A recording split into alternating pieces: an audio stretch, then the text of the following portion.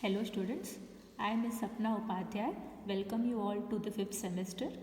I'll be handling the subject Water Resource Engineering for you all, which is having a code of 15 CE 52T. Okay, let us discuss what is some basic knowledge required for this subject to study. You require the knowledge of hydraulics and water supply engineering. Okay, so we have studied both these subjects in your previous semesters, like water supply you all had studied in your 3rd semester and hydraulics you all had studied in your 4th semester. Okay, so the basic knowledge of these two subjects is required for the study of this water resource engineering. Okay, let us discuss what are the course objectives of this subject. Okay, coming up with the course objectives, we'll be applying the knowledge of hydraulics in understanding the principles and problems of various areas in water resource engineering.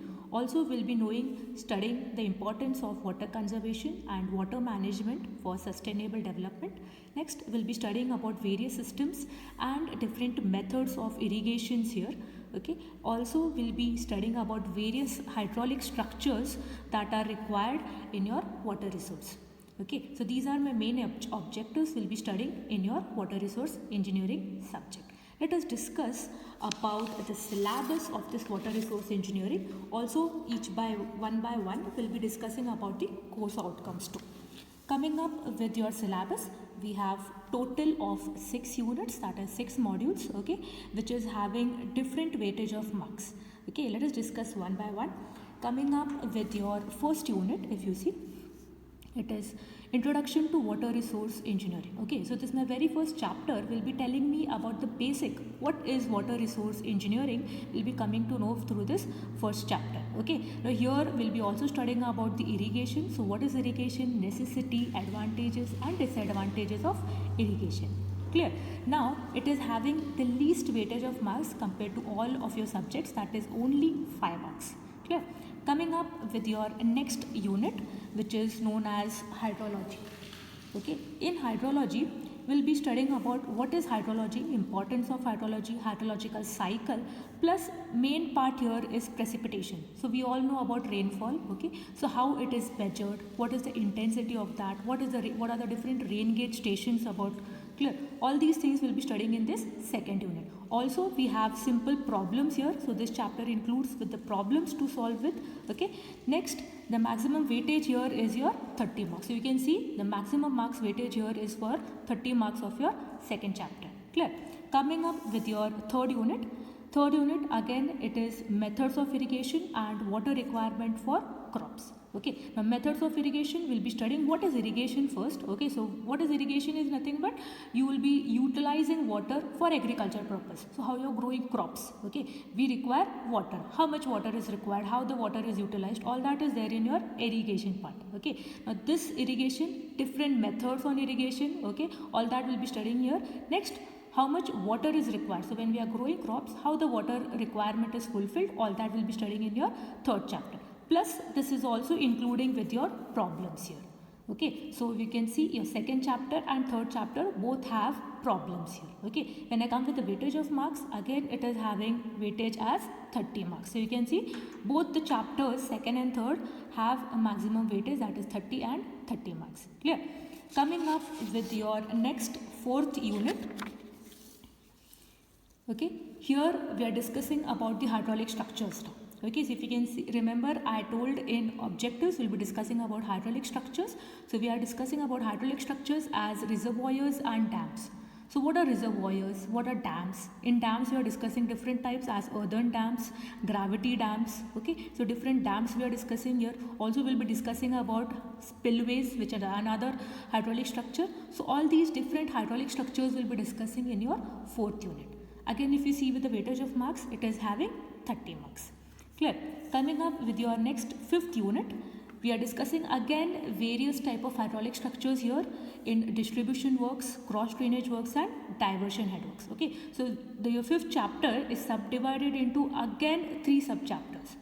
Okay, so in this 3 sub-chapters, if you see the first sub-chapter, distribution works, we're discussing mainly about canals here. Okay, so what are canals, classification, okay, maintenance, all that about canals we'll be discussing.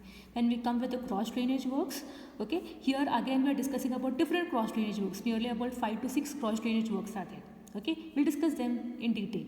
Next, when I come with my diversion headworks, again different type of diversion headworks. These are different structures again, okay, which are helpful for storage of water or usage of water in terms when we go with irrigation. Okay, now different diversion headworks again we'll be discussing here.